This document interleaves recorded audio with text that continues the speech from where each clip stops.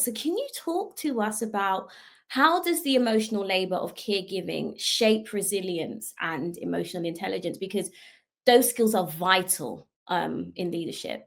Absolutely. I mean, there are two things that for me, I think that I had to acknowledge, learn, and Mm, still trying to master. I mean, the first one is agency.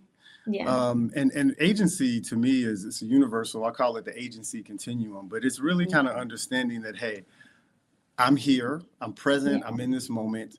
One, I have to accept the situation and really try to understand things where they are.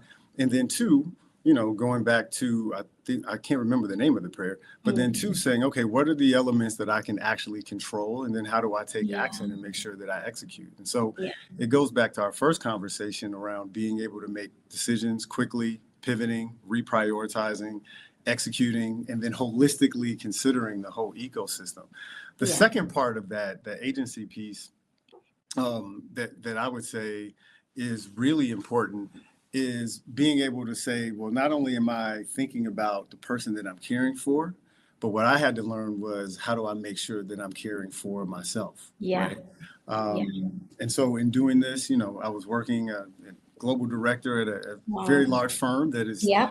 driving a lot of things right Yeah. now. Yeah. Great place, right? Lots of Yeah. support there. And one of the leaders that I had there, what she would always say to me is make sure that you are getting what you need because you can't show up anywhere Yeah. unless you're taking that time to recover and do the things that you need. So Yeah. I always appreciated that support. Yeah.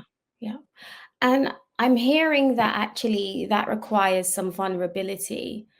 vulnerability in admitting that you have needs to yourself, Yes. some vulnerability in admitting to leaders that actually you have some needs as well, to maybe your team. So let's speak to that because, yeah, let's speak to that generally. Mm. But I also want to speak to that from the perspective of you being a male leader Mm.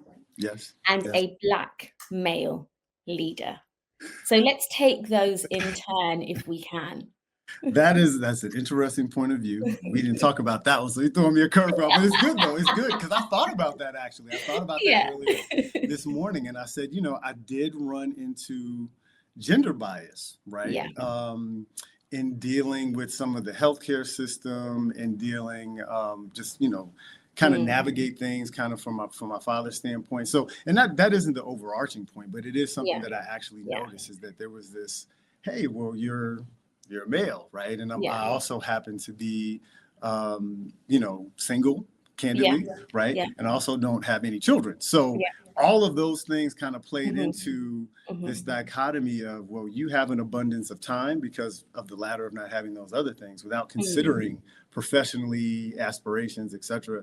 And then on the flip side of that would be, well, do you have the ability to actually do this? Because 100%. traditionally, Yeah. being a male, particularly a Black male, is not seen as a Yeah. caregiver role. So, Yeah. yes, Yeah. those definitely stood out to me. Yeah.